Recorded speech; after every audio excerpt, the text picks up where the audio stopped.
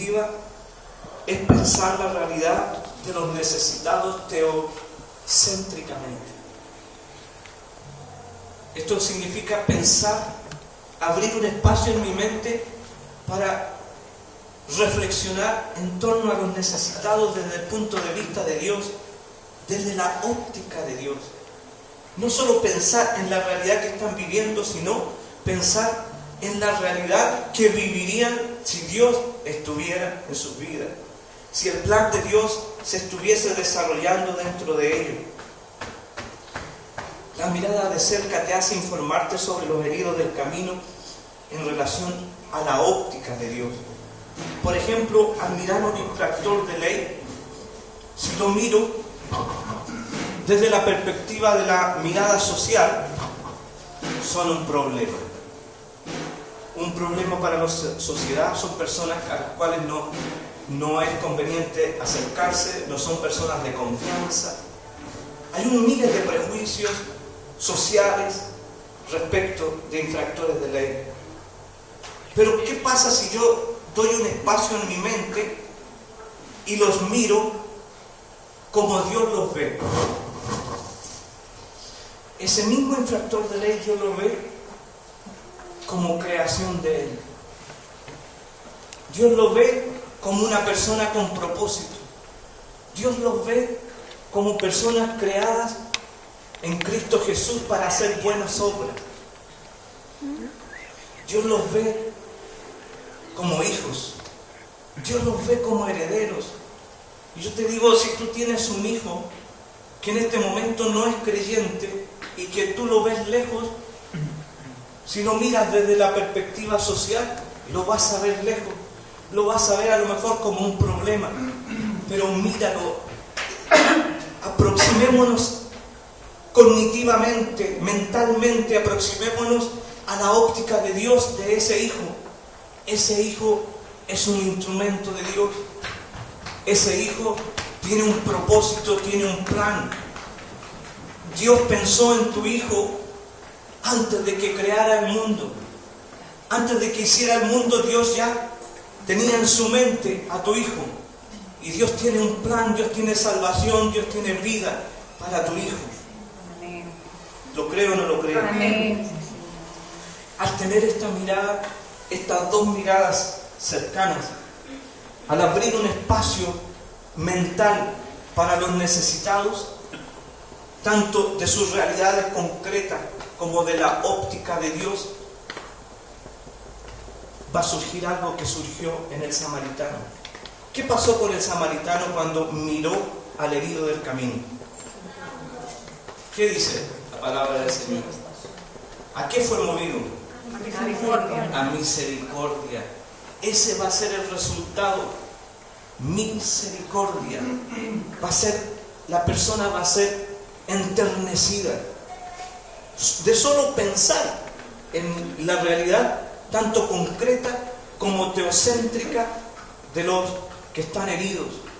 De solo pensar en ello, va a empezar a surgir en nosotros un sentimiento de afecto, de amor y de bondad hacia ellos.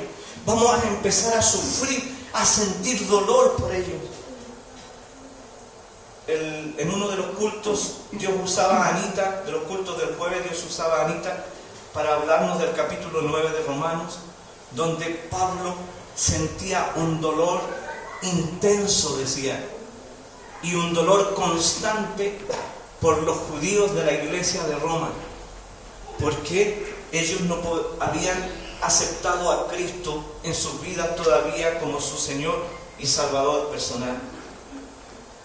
Recordaba a Jesús mirando la ciudad de Jerusalén. Jesús miraba la ciudad de Jerusalén y empezó a llorar, a llorar Jesús, y decía: ¿cuántas veces quise juntarte como la gallina junta sus polluelos debajo de sus alas y no quisiste? En otras palabras le estaba diciendo: te mandé al profeta Elías, te mandé a Moisés, te mandé a Josías, te mandé a tantos profetas, a Isaías, a Jeremías, te mandé a Ezequiel, te mandé a todos estos profetas para que tú creyeras que yo existo y que soy el Mesías, y aún no crees. Y Jesús lloraba mirando la ciudad de Jerusalén.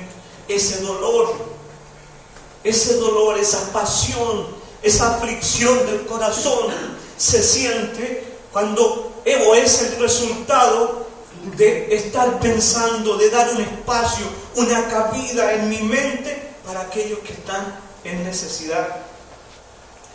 O el dolor que sintió Nehemías. Mire, Nehemías estaba en otra ciudad, en otro imperio, era un empleado de confianza del rey de Medo-Persa.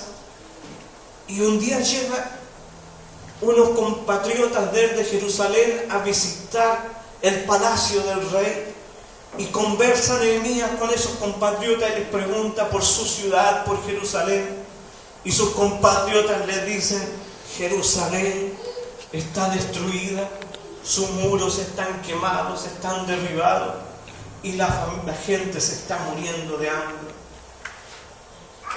Esa conversación produjo en Nehemías un espacio por su gente de Jerusalén. Empezó a pensar en cómo su gente estaba y empezó a llorar, y se arrodilló y empezó a orar. Y lloraba en su oración y decía a Dios: Padre, hemos pecado contra ti. Él se apropió del pecado de la demás gente de su ciudad.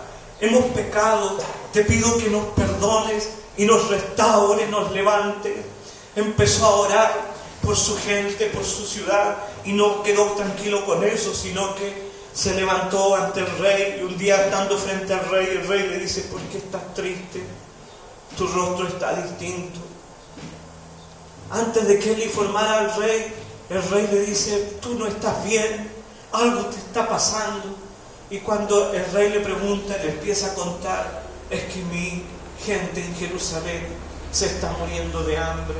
La ciudad, los muros de Jerusalén están derribados, están quemados. Y en ese tiempo una ciudad sin muros era una ciudad expuesta a ser saqueada y a ser esclavizada por todos los pueblos vecinos.